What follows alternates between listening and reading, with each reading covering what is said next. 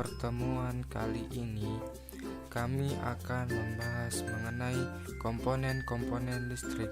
Tetapi sebelum itu, saya akan memperkenalkan teman-teman saya.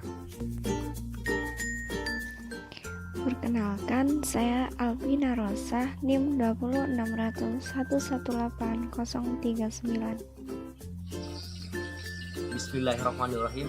Perkenalkan, nama saya Zikrullah.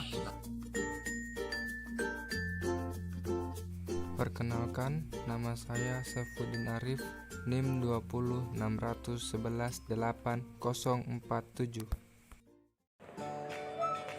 Kerusakan yang sering terjadi pada komponen-komponen listrik adalah pada dudukan baterai, dudukan lampu, saklar pisau, hambatan geser, dan kotak hambatan. Kerusakan-kerusakan dan perbaikannya adalah sebagai berikut. Yang pertama, dudukan baterai. Fungsi baterai adalah menyediakan arus listrik bagi peralatan elektronik. Baterai menyimpan energi potensi listrik dalam bentuk sel elektrokimia atau yang biasa disebut dengan sel volta. Kerusakan pada dudukan baterai umumnya terjadi karena sambungan kabel lepas dan keping logam atau pegas pada dudukan baterai berkarat. Nah, jika sambungan lepas dapat disolder kembali.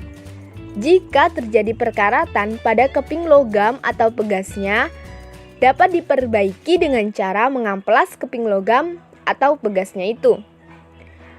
Karat pada keping logam atau pegas dapat mengakibatkan terhambatnya arus listrik dari baterai ke kabel yang disambungkan ke dudukan baterai itu.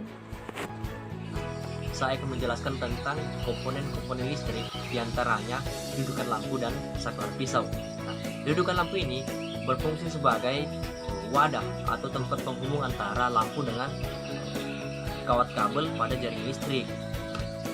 Kerusakan yang terjadi pada dudukan lampu ini umumnya terjadi pada skrup dan sambungan kabelnya. Cara memperbaiki, jika skrupnya longgar maka kita dapat mengencangkan kembali dengan menggunakan obeng.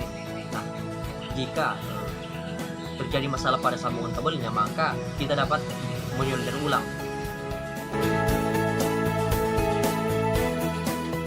Pada kali ini, saya ingin menjelaskan mengenai komponen listrik. Salah satunya adalah rheostat.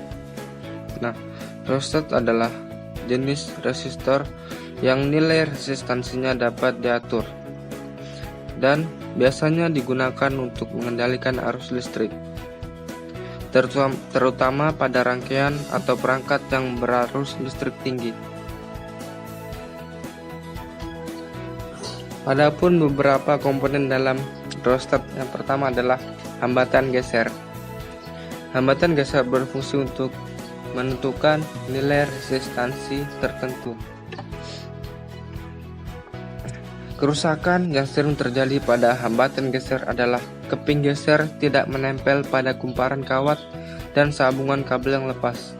Nah, cara memperbaikinya dengan cara yaitu keping geser yang tidak menempel pada kumparan kawat ditekuk ke sebelah dalam dengan menggunakan tang, sehingga keping geser dapat menempel kembali pada kumparan kawat. Selanjutnya, sambungan kabel dalam hambatan geser yang lepas disambungkan kembali dengan cara disolder. Kemudian yang kedua adalah kotak hambatan.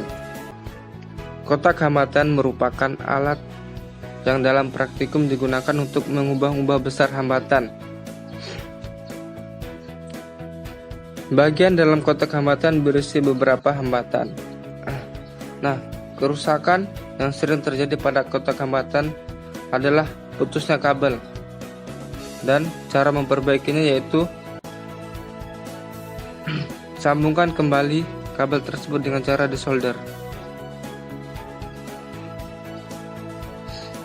Cukup sekian pembahasan dari saya dan saya. Wassalamualaikum warahmatullahi wabarakatuh.